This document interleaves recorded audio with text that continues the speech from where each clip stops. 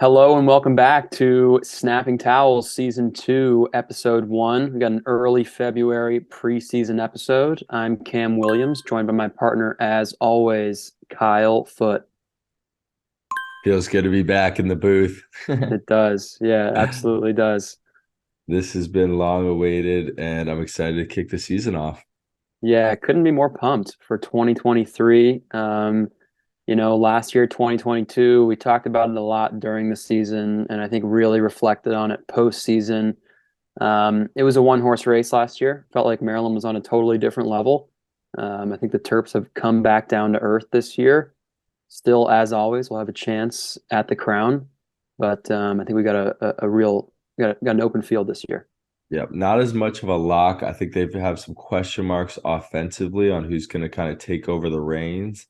They lost a couple first liners and attackmen, but defensively, per usual, for the 15th year in a row, Maryland will have a couple first team All Americans in front of their All American keeper. So you can never count them out. And allegedly, their face-off guys up for the top 12 to win the tour. So that would be a nice little wrinkle for the Big Ten to deal with. Anyways, we'll talk about Maryland later. Yeah, before we jump into college lax, a lot's happened this offseason, including Team USA tryouts. Definitely some surprises on the roster, Mm. some surprise makes, and some surprise cuts. Kyle, why don't you talk to us a little bit about that?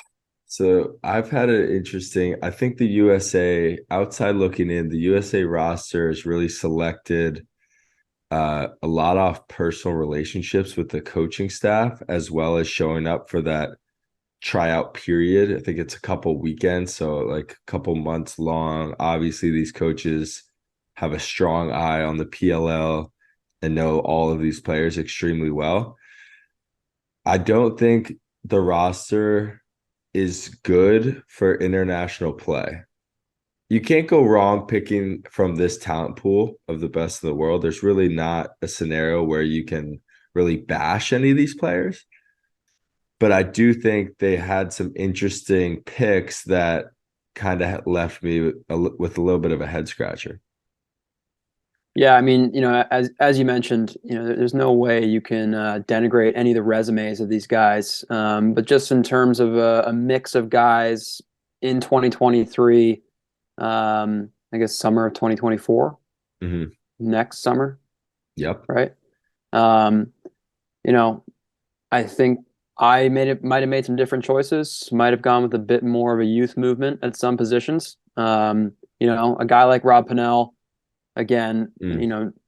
as maybe the best resume of all time, at least a top five resume, and had a great year in the PLL this past year, kind of a resurgence, really like became the Redwoods' number one guy aside from our guy, Charlie Bertrand, who made the team, which we couldn't be more stoked about. Been a huge fan of his game since he transferred to Virginia.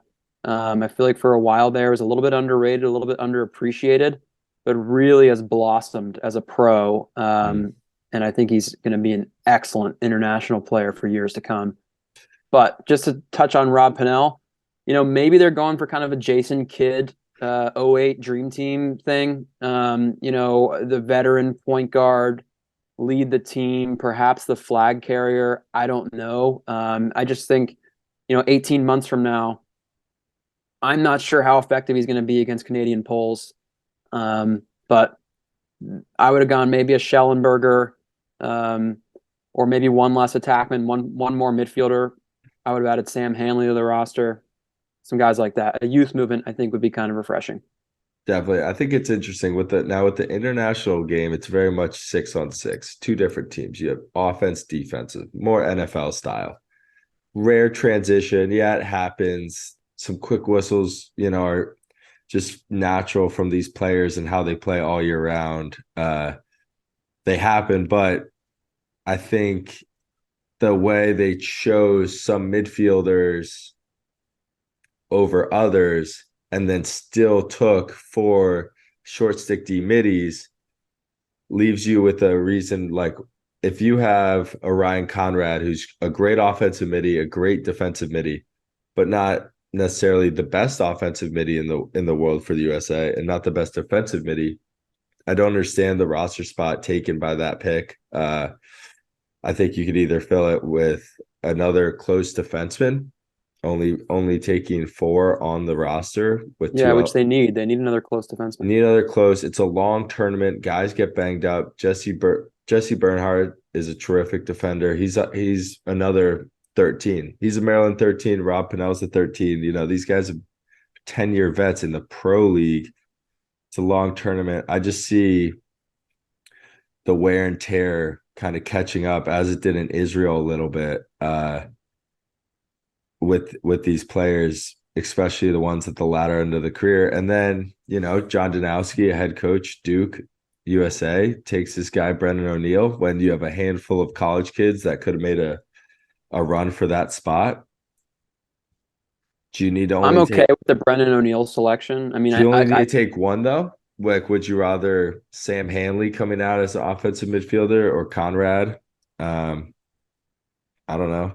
yeah. So Or or it's funny you say just one. I wish we had a fact checker on the program. I'm not sure if there's ever been more than one collegiate player on the team since they started having pros. I know in 2002, the entire team was made up of college players. hmm. Came home with the gold that year against a bunch of old Canadians. But yeah, since they started taking pros, I think it's typically been one or zero college guys. But I don't know what the thought was. I think also a guy I should have mentioned on attack, and they might not have taken him because Sowers made the roster. But Grant Ament. I mean, if you're going to have Rob Pennell, I don't think there's a better quarterback in the game right now than Grant Ament, better distributor. And frankly, I think he's a better goal scorer than Rob Pennell at this point. So again, no Yeah. hate on Rob Pennell. Wouldn't have been my first choice. And I think Sam Hanley's got to be on this roster. I mean, I really don't think anybody in the world can guard him coming out of the box. It's shocking, as you mentioned, Ryan Conrad. A nice transition midi, good two-way player. It's not a two-way game, in the international game. Yeah. So, yeah, I really would have gone Sam Hanley. I think the kid is as good as it gets coming out of the midfield on offense. Yeah, and then I think you put a guy like Connor Kelly on the roster, it's the same kind of situation, although he doesn't have the D aspect and he's an average pro midfielder. I think he gets it done when he shoots it. He's good in the 6-on-6, This is just but stuff he's where you not can't great. bash the resumes because they're all terrific players, but he wouldn't be my first option to beat a Canadian short stick D midi, which he'll get the whole tournament. What are your thoughts on Kieran McCardle making it?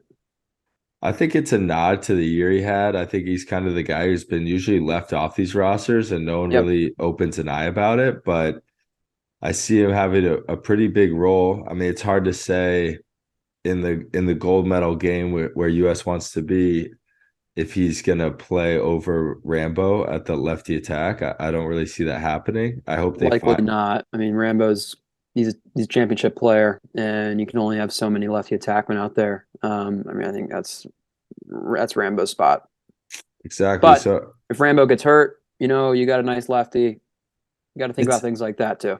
and it's interesting because the pieces I don't see really there necessarily. I mean, you take a Holman even over a Pinnell, you could stick him on the crease and have him just be a pop shooter, and then you could put a Sowers and Rambo. So it's an interesting. A lot of players doing the same thing on this roster. I think that the strongest part of the team is the rope. Mike Earhart, it was the world MVP in the last World Games and hasn't skipped a beat in his pro career.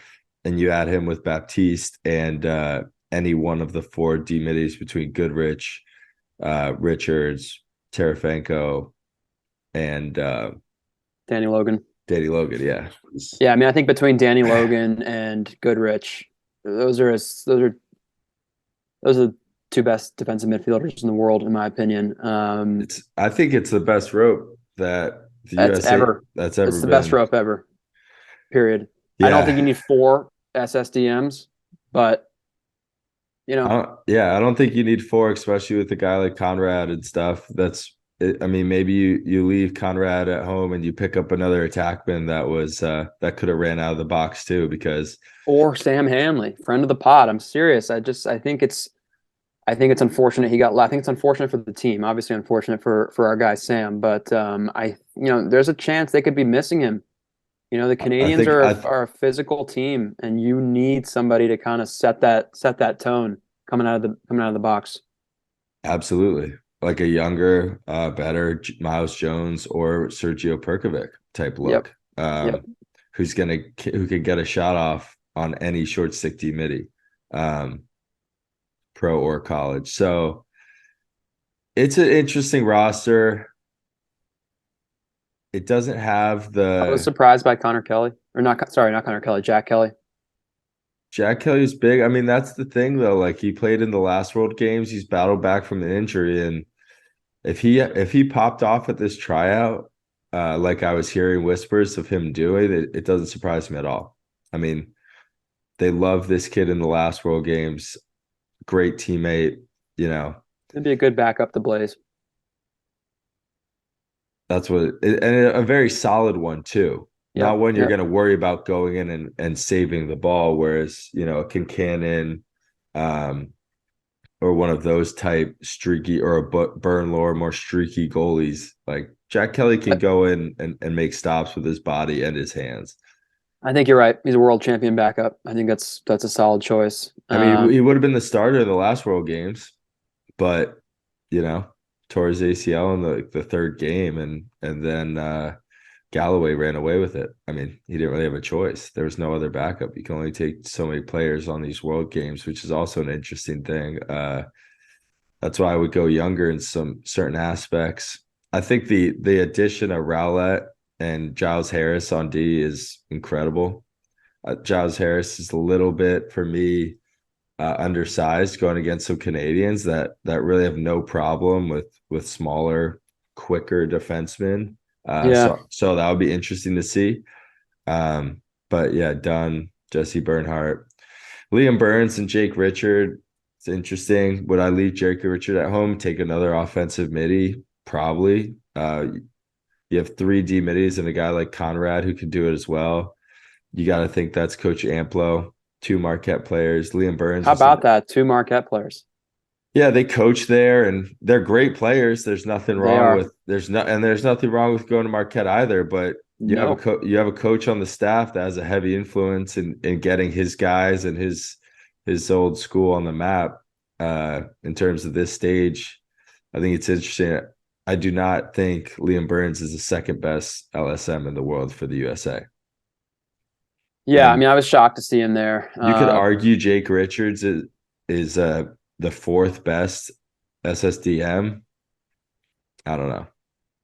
I Yeah, I guess really you was make an shocked to argument. see Liam Burns there. Pretty, I mean, pretty Hey, impressive for he's a Marquette to have leader, two guys. you I know. mean, think about it. Think about Marquette. I mean, I think relatively new program.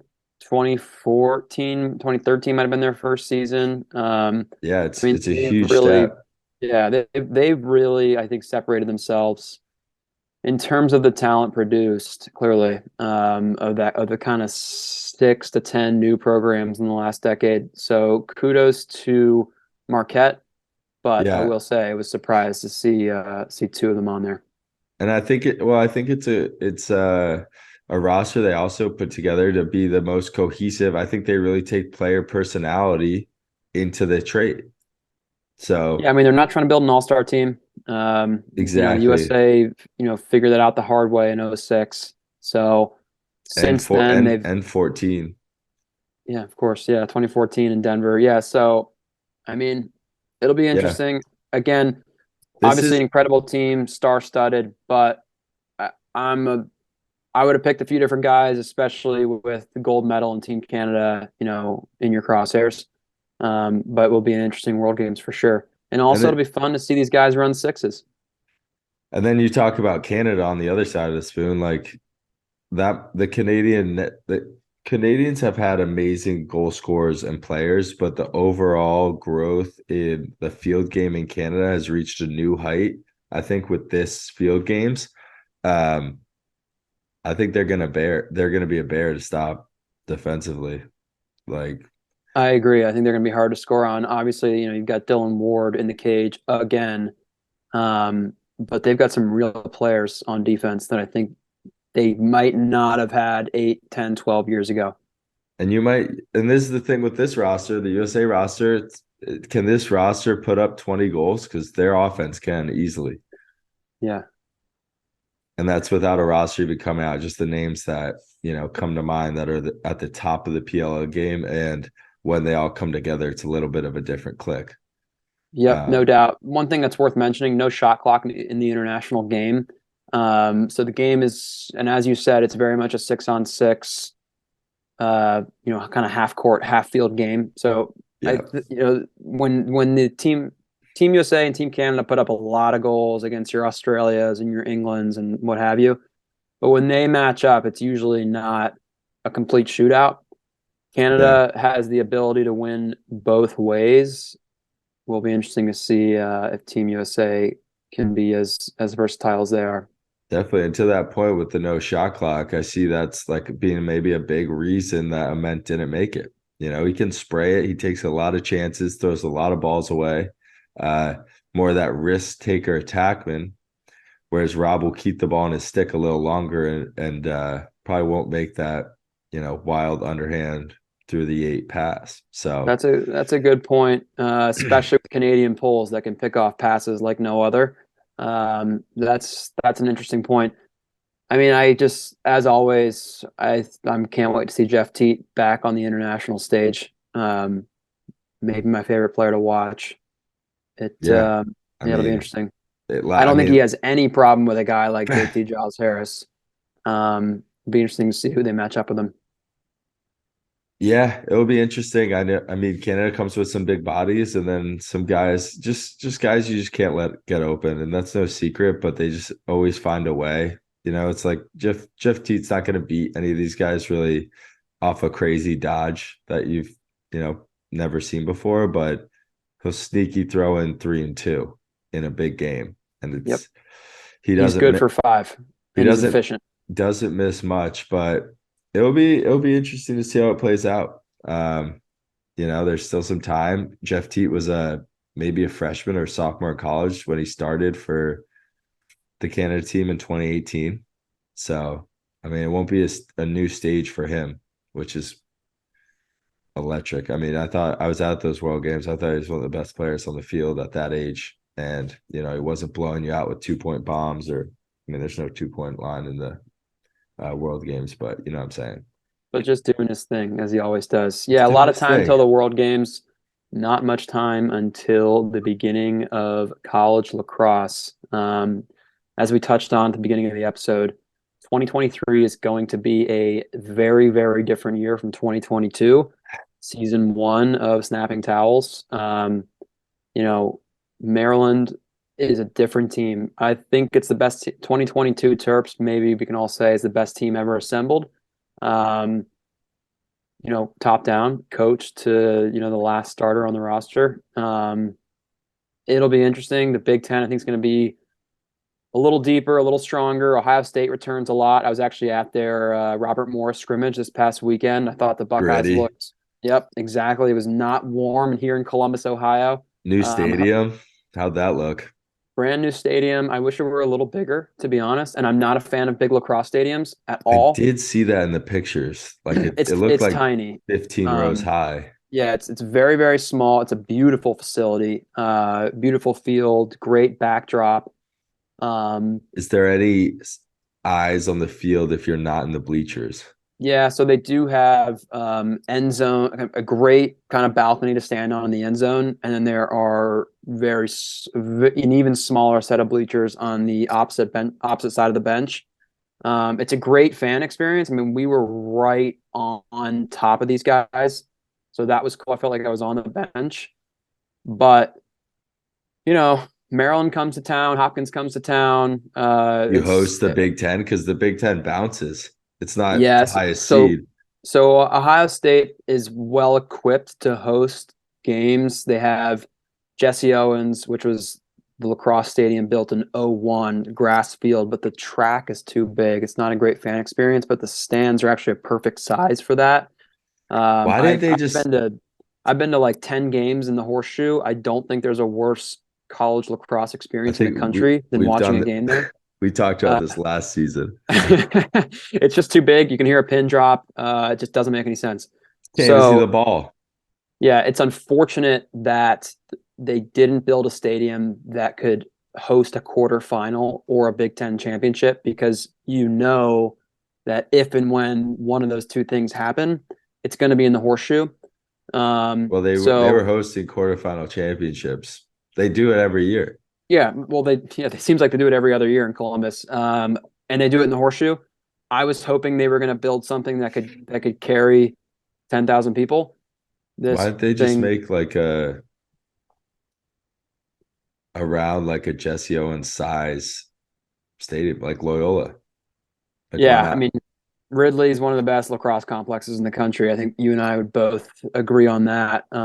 Well, So it's the yeah, look, perfect size. You could have a yeah, big game and you could have a small game that feels intimate. I just yeah, don't understand shorting yourself bleacher seats, especially if you're not gonna have like a Clockner Hill. Even Clockner, they have a grandstand that's not that big, but it's still but it's a perfect substantial. size for a lacrosse Exactly. game. And I saw the Yeah, pictures and I was like, it looks a little small. it's small. It's a beautiful facility. They spent $24 million on it. I wish they had spent 25 and built some bigger bleachers. I think it's Um, $1 million to build a to build like I'm not a sure, but it's not what it 20 needs to more be. rows of bleachers. Yeah, but aside from the stadium, look, it's a beautiful facility. It's How many brand kids go to new. the school?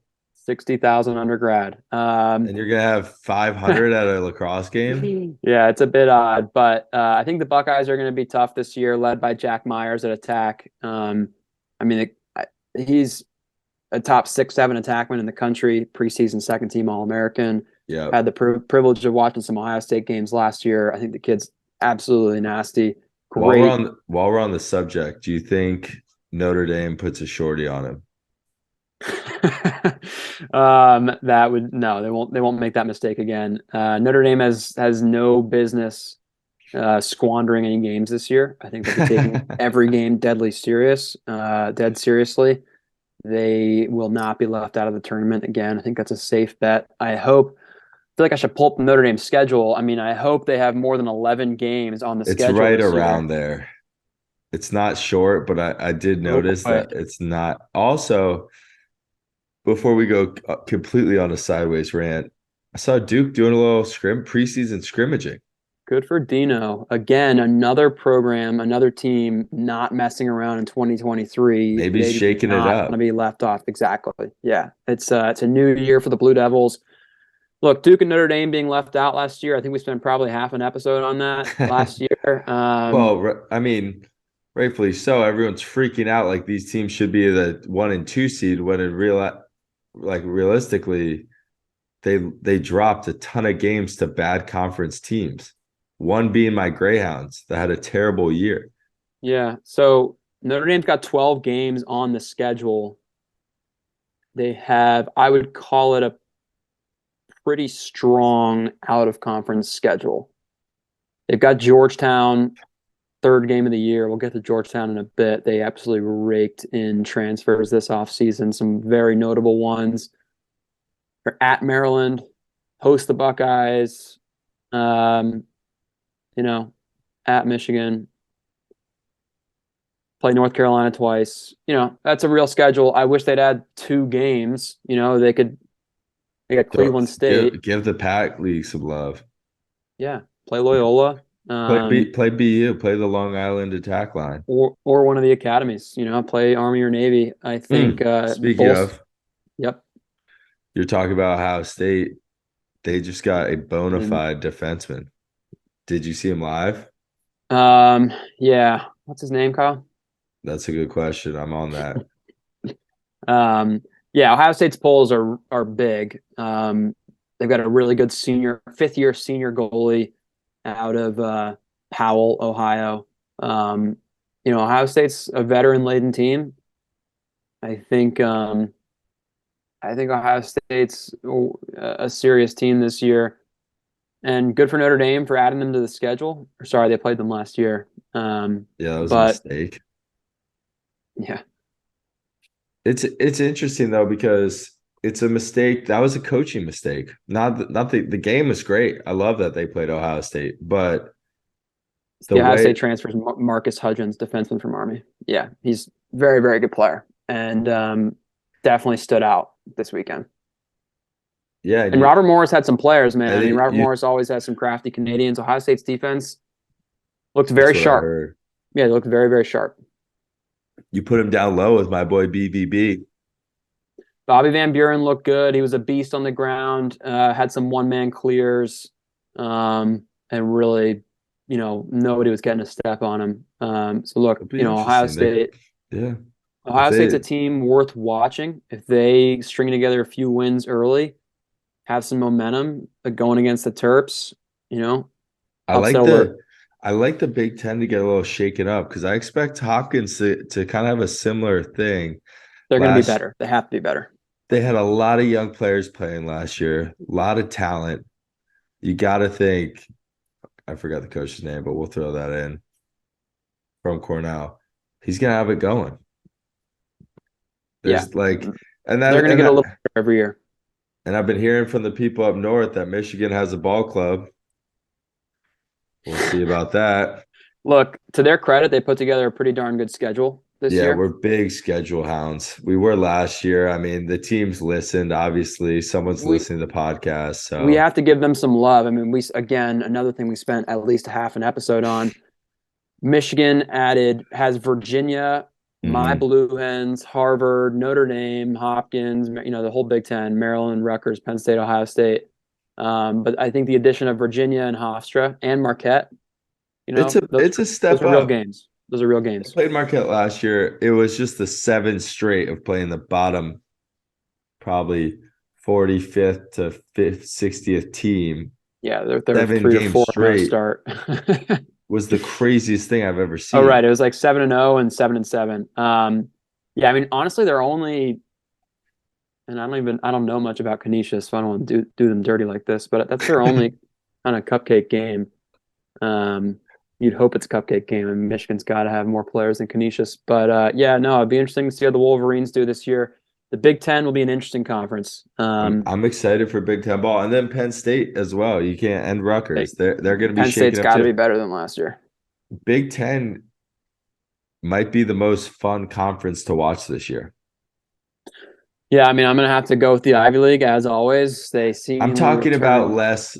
I mean, yeah, The Ivy League from seemingly last returns. year, from last year. Yeah, sure. The Ivy League seemingly returns everybody, um, which you know, Sam Hanley coming back's a problem. People aren't talking about Cornell as much as they should be. I mean, Cornell was a national championship, national runner-up last year. Mhm. Um, Lost Kurt, Piatelli. they lost Piatelli. Kurse is going to come back absolutely Yeah, filthy. I think he's he's going to he, be an absolute he problem just all won year. the U19 or 20. They pushed back the year, the Whatever it is, age. it's Yeah, we'll call it U21 this year. bunch of studs in college, pretty much all of them. And Kurse had like the winner. He put the team on his back. I Yep. mean, he's an underrated player. And he's up for the Torin, so he's not an underrated player, but he's gonna be a serious threat for a Torin this year. Yeah, no doubt. You got a few guys in the Ivy League that are going to be vying for it. And let's not forget, even Dartmouth was better last year. Dartmouth loses their goalie. He's a transfer to Georgetown. Mhm. Again, I Georgetown mean, absolutely cleaned up in the transfer portal. But that's just a testament to, I think, the doormat of the Ivy League, Dartmouth, is even better. And between Penn, Princeton, Cornell, Brown, Yale, who nobody seems to be talking about. I mean, Matt Brandau's coming back for a fifth year. get Leo Johnson another year. He had like Leo 80 Johnson's points a last year. sophomore. Yeah. It's good. Yep. They lost some stuff down low, but you got to think they have guys to come in and do the job. Is Matt Brandau the best player that nobody's really talking about right now? 100%. What do you have, 100 points last year? Something like that? Yeah, I mean, he's got to be scratching 350 career points. That guy has feels like he's been doing it forever. Absolute Um, freak. yeah, Big, excellent player. Does he dude, get the I Team mean, USA tryout? Do you know? I don't think so, but he could have been. Again, just like why is nobody talking about this guy? I know. Also, Team USA, before we get, I mean, we've already completely moved on. Before we get too far from it. I think the biggest snub on the Team USA tryout was Brad Smith. You take a Connor Kelly and a Ryan Conrad over a Brad Smith. It just doesn't make sense in a 6-on-6 game. Big, midi, get both hands, beat shorties, beat poles. That was the stub that no one was talking about. I think they're missing size out of the midfield. They I are. don't, I don't, I don't Here we get go. it. Back on the USA talk. Yeah, That's all it took. I don't get it. I don't get it. I think that player, especially though, he's terrific. He's coming in as a seasoned vet in the pro game for the Whip Snakes. I think leaving him off the roster is criminal. One thing I really want to be sure we cover on this episode is the transfer portal. Worth noting, I think 2023 is the last year for these COVID fifth and sixth years for kids who are in college during COVID. So I think this is probably going to be the largest transfer pool ever. But a lot of new faces, a lot of new homes. I think it's going to transform some teams. No real surprise. Georgetown absolutely cleaning up in the transfer portal. They have an excellent business program, great school, very good lacrosse program, obviously. But they got some really big names. Tucker Dordevic leads the group, an absolute stud, an all-time great at Syracuse, you could argue. I think will really wreak havoc on the Big East and take Georgetown to another level this year. Brian Minikis, a Colgate Red Raider, you gotta love that. And as I mentioned earlier, they had the Dartmouth goalie. His name is, I think, Daniel Hinks. Kid was an absolute stud for Dartmouth last year. Put them on his back, like high teens, low 20 saves games against some really good Ivy League teams. I think Georgetown, Nikki Solomon and Jacob Kelly, North Carolina attackman, transferring to Georgetown. I mean, I think they just absolutely reloaded this year with transfers. Yeah, they did that last year. It's interesting to see how that works out, kind of. I think it's good plug and play, but we saw last year they had arguably a similar talent. I mean, obviously Dordevic is better than any player they got last year, to the exception of Will Bowen, who is returning, who is my pick to win the Torin out of probably top 3 of my picks to win the Torin. But anyways, we'll see how they do. We'll see how they put it together. It's going to be interesting to watch them, compete and close out a season. I think they have yet to go deep in the playoffs in a long time. So, and while we're talking about the transfers, another transfer that kind of jumped off the page to me. Q's got a couple. Alex Simmons from Denver, seasoned vet, and then also Cole Kirst. So I think he'll be great to kind of teach these young freshmen that Gary has coming down the pipeline in his great class that's coming in, kind of how to get it done. Also, I'll say the sneaky one that no one's going to be talking about is Matteo Corsi, I believe his name is. Syracuse midi last year, absolute motor on him, transferred to Brown. Yeah, that's a huge pickup for Brown. Just another talented guy to join the Ivy League. 2 guys that left the Ivy League, Brian Tevlin and Chris Fake, both Yale guys, landed at Notre Dame. I mean, Chris Fake, I don't think there's a more Notre Dame defenseman than Chris Fake. I think he's going to fit right in with the culture and really kind of bolster that defense so the Fighting Irish can make that tournament run. Also, Brian Tevlin, heck of a player for Yale, was never, like a headliner for them, but played in a lot of big games. In between the lines, yeah. Yeah, played in a lot of big games. Very, very good player. Impact he can play player. Ball. He can play ball. But so the transfers are always fun to watch. I think Dylan Watson from Georgetown to Jacksonville. Maybe the biggest transfer of the year. I don't Yep. know how that almost slipped my mind. Sexiest finisher in the NCAA. That's Uh, so silky. I Yeah. can't wait to see the Finns game one. Obviously, we'll be riding them all year as we were last year. I hope we can actually make our dreams come true and get to the Adirondacks this spring. That would be And by crazy. Adirondacks, I don't mean the mountains. In you'll have to excuse Kyle. He's got his dog Zoe at his feet. But Shit. no, I mean I think Jacksonville's going to be prime for a good year. I would love to get down into the Adirondack chairs and sit in the Oh, VIP section down in Jacksonville. that would make my year. Hopefully, we can get that going. I think there's a couple games I want to get to. Hopefully, we do another Final Four appearance. The list of players that's going to be going down this year is insane. We haven't even gotten into rosters. Sure, we'll be doing that as the season unfolds, but the talent is there. That's for sure. And speaking of talent, we're going to be bringing another just absolute A-list of guests on this year. We've already got guys chomping at the bit.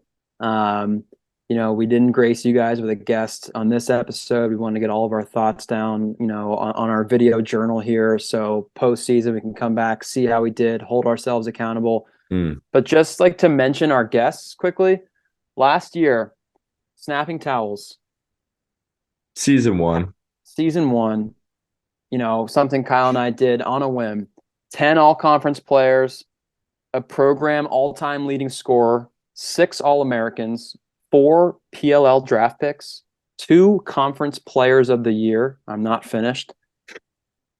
The midfielder of the year, a Tewaaraton finalist, and 2 Final Four participants. So Let that sink in. Yeah. Yeah, that's a nice list. I'm excited to see what this year brings. We're going to get a lot of kids. The interviews are going to spark up a little bit, snap some towels with those young bucks, see what's going on inside the locker room, see the vibe, talk about some guys who like to keep it light and loose. Always appreciated on the pod. hoping for some Yeah, longer interviews this year, really kind of want to get into it with these kids, take our listeners into the locker room on campus. You got to love Dolan last year, taking the interview from the Jeep Wrangler, more salt of the earth stuff like that. That's what we want, and that's what we're going to give you. that's us. Shall we talk conference winners? Before we talk conference winners, Kyle, let's just Talk. talk about conference realignment. I mean, It's great. what a crazy off season for Division One Maybe lacrosse. maybe the grittiest conferences of all time. Yeah, I mean, One in particular, the A10. there's never been a bigger lax rat conference than the A10. I can say that with full confidence. I Kids who mean, want to play ball at the Division One level. UMass, St. Bonnie, St. Joe's, Richmond, Hobart, and High Point. A what lot a of conference. I wish Jacksonville were in that conference. you got some old faithfuls, and then you got some new programs that are shaking things up. So I think the balance is there. Bonnies are hungrier than ever. They're gonna miss our boy BD 4-5 in Cage, but I think they'll continue on the pace. No And then BD 4-5 is really kind of a program changer. But I mean, talk about a lax rat conference. A little odd in the kind of dispersion of geography. But yeah, they're that's gonna gonna be be a on fun some conference. flights.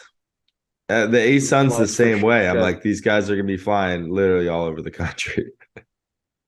Yeah, the A Sun, I don't know, like I really wish I'm looking at it now, Hey, you they'll get a know, bid, and our boys in Jacksonville are good favorites to get that they bid. the Dolphins have to be the favorites. I saw Robert Morris play this past weekend. I didn't see the depth you'd like to see from them. You saw your kind of usual suspect, crafty Canadians. I didn't see the typical athlete on D you like to see at Robert Morris. Mm. I think, Dylan Watson and company down in Jacksonville will have their way with a team like Robert Morris. A team to keep an eye on in the conference is Utah. I mean, their ascension has been pretty impressive. Um, So this all yeah, led to the demise of the MAC Well, no, the And MAC still exists. It was the really? divide. Yeah, it's down here. Oh yeah, no, It is the divide of the ASUN. no, Yes. SoCon. SoCon. Yeah, yeah. SoCon is no more. Just to let you know, the MAC has 1, 2, 3, 4, 5, 6, 7, 8, 9, 10, 11 teams. That's a full schedule if it's just in conference. Like Yeah, Iona, I don't you know. understand that. But hey, I mean that's it's good. The league is expanding, the schools are expanding that want this game in their school, and we're here to make room for them. No doubt, absolutely. I think it's a little too bad, honestly, to see the SoCon go. I kind of liked the way that Mm, conference was it was built aligned. nice, yeah. Yeah, it really was. Your Richmond, High Point, Jacksonville trifecta was, Mercer shaking it up. yeah, but those three were really, kind of the cream of the crop, and that was The Utes. those are three real teams in the SoCon, which obviously is no more. But yeah, let's bang through conference winners. ACC, Kyle, who do you got? This is a toss up. You could look at pretty much every team on that league except for North Carolina, unfortunately. Or Cuse? I don't see Cuse winning. Cuse is going to be tough to have that big of a turnaround. I do think they will have a better season. I'm going Virginia. Virginia also cleaned up in the transfer portal. I think they had the number one recruiting class. Lars does not rebuild; he only reloads. Um, you know, we kind of touched on the ACC coming back with a vengeance this year. Virginia got absolutely worked by Maryland twice last year. Um, Virginia's going to come back very, very hungry.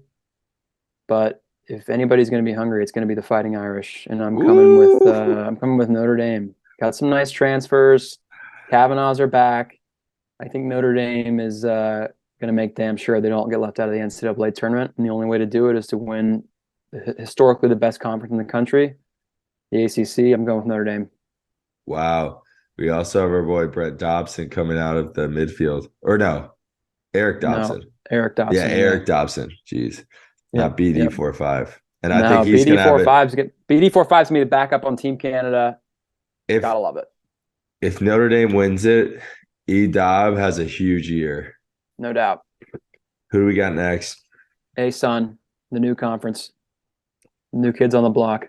Next, we can just skip that conference. It's Jacksonville. It's been Jacksonville. It was Jacksonville yesterday. It'll be Jacksonville tomorrow. Yeah, I'm gonna have to agree with you on that one. Dylan Watson is gonna absolutely wreak havoc on the Atlantic Sun. He might be the best player to ever play in the Atlantic Sun 10 years from now. Um, the A10, again, maybe the grittiest conference around. I think St. Joe's is gonna win, but I'm gonna go with my Spiders. I'm going Richmond. Okay. I like the Spider Love. I do. Um, we had a So it's great okay. You can call me we stupid. we had a great Richmond Spider as a guest last year. Yep. I'm taking St. Joe's. What they did against Yale last year in the tournament, Yeah, they're stacked. They got they're them all back. absolutely stacked. They They got return them them all all. back St. Joe's, to not I only think win the A10, but to have a serious year. I think you can definitely keep an eye out for them for a first round upset. No doubt about it. They have pros on the roster, big game experience, played in the tournament last year, played, a perennial past decade power in Yale. Who Played knows them how to win hard. tournament games, and that was maybe the most entertaining game of the NCAA tournament. I'm going with the Hawks over in Philly for St. Joe's. All right, let's talk Big East. I'm gonna say Georgetown. It's gonna be hard to beat that, and not because any of the big transfers, because of Will Bowen. I think he's just a maniac, and I don't see many teams having a lot of success offensively when he's on the field. Yeah, I mean, he's a pro, no doubt about it. Honestly, had that guy made Team USA, I wouldn't have been surprised. Again, I wonder if he's at the tryout. Yeah, I'm not sure about that. We should know that. I like the Georgetown pick. I think Obviously Dordvic's going to have a big year. I think Brian Minikis is going to be, a real player for them. I think people are going to know that guy's name by the end of this year. Hell of a player at Colgate for 4 years. Um, well-coached kid, Coach Braymeyer, Darien Blue Wave. You got to love Brian Minikis's game. Um, I'm going to go Denver. I'm going to go Pios. I think Bill Tierney, in his victory lap year is Wow. going to have a big year, right? I'm gonna clip that for later. I think Denver's going to have a big year. I think they're going to play inspired this year. Bill Tierney's last year as a head coach in Division One lacrosse, kind of a changing of the guard, one of the final A old dogs. salute. Yeah, no doubt. And I think Denver's going to do him proper and win the Big East in an absolute battle. I mean, look, Marquette's always solid, and Villanova Villanova, returns some yeah. really nice guys on offense. So that conference is a lot deeper than people think. But I think the Pios take it home. All right, Big Ten.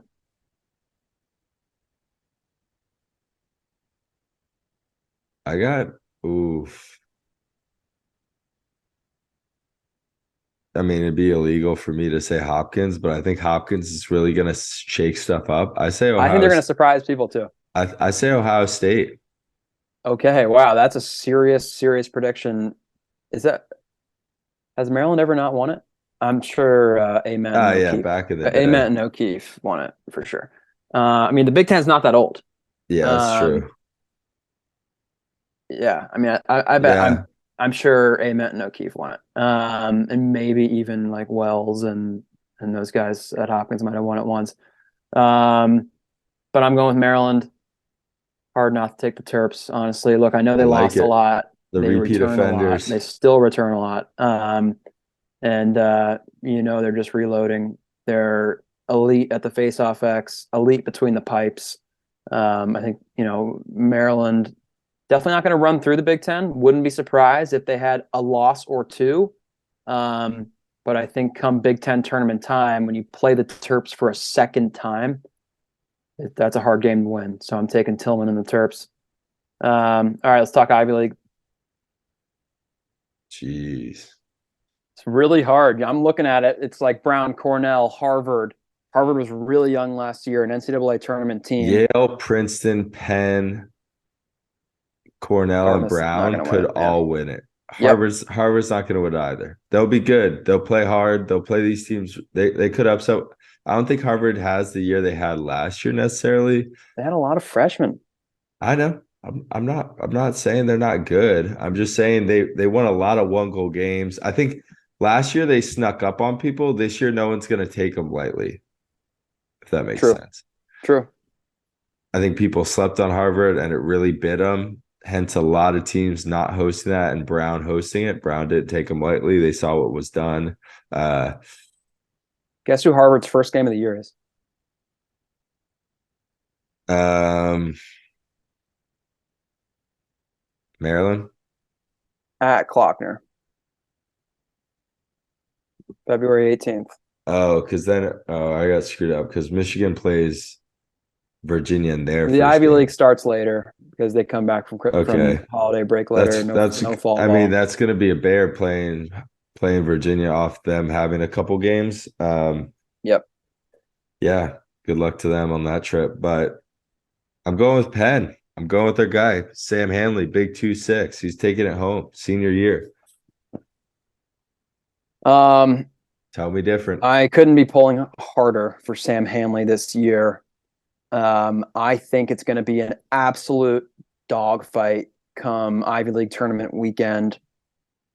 Can't go wrong with the Penn pick. Shake it up for us. I think Cornell wins it. Yeah. Gavin Adler and CJ Kirst. Those are Somehow people aren't talking about Cornell as much as they're talking about Penn. I understand Sam Hanley and BJ Farrar coming back, as headliners. A lot. I'm seeing Yale kind of, in inside lacrosse here and there. I'm not seeing a ton about Cornell, Kirst and the Cornell Big Red. I know they lost Piatelli, an absolute, professional bucket getter, but I'm going with the Cornell Big Red. I love it. I love some contrast here. Let's bring it home. Let's bring it home with the Pat League. Hounds every year. It's the Hounds to lose. The problem with them this year is going to be goalies. We'll see. It was a problem last year. It'll be a problem this year. They've got the rope. They've got the D. They can get it going on offense. They have tons of guys back that have scored big goals. It's who's between the pipes is going to be their Achilles heel. Yeah, it's going to be an interesting year in the Patriot League. Army lost Nick Turn. They're not going to be the same. I see them And taking a that step. and that poll. Yep, yep. I see Army taking a step back this year. Um, I think Navy gets a little bit better. Mm. Um, Speaking of facilities, you see the facility that they're going to come out with? yeah, so I really hope that they're still playing in Navy Marine Corps Stadium. I hope that. I don't know if that's just like locker room, Yeah, weight I think it's room. just locker room and weight Okay. room. Yeah, I mean that's awesome. All these, anytime you can upgrade like that can help take your program to a new level. You Who gotta do we love the got? mids. Um, Timmy Lay, the Long Island Attack yeah, Unit. I mean I'm going with the Long Island Sheesh. Express, Boston University to repeat back-to-back Pat League champs. Um, Timmy Lay, a friend of the pod. I think BU wins the conference at Loyola. Loyola's going to host, right? They're going to do their thing in the regular season. BU, seasoned vets, champions. They have a ring on their finger. They're going to want another. They're going to want to avenge the embarrassment that was their first round game at Princeton last year in class of 1952 stadium. Boston, go Terriers. Okay, I'm just gonna put you on the spot here for a second because Cam is a Colgate alum. They have 11 games.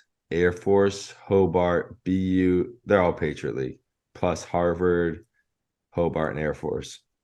What's their record?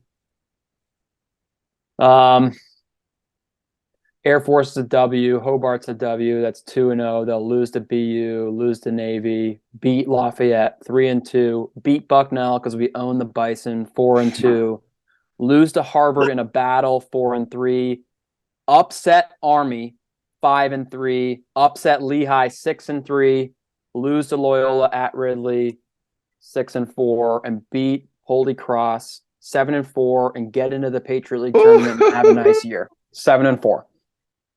7-4, God and win a damn. quarterfinal game 8-4, 8-5, losing in the semis. 8-5 Colgate Raiders. You heard it here first.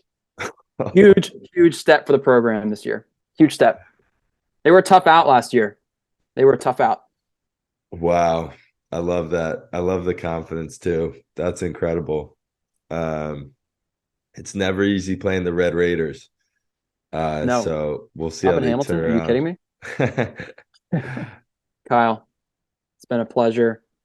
Cannot wait for the 2023 season. Love kicking it off like this. Everybody, thank you for listening. As always, however you may be listening, Spotify, AMP, Apple Podcasts, YouTube, whatever, all of it. Really appreciate it and can't wait for our star-studded guest list to grow this year. Sheesh.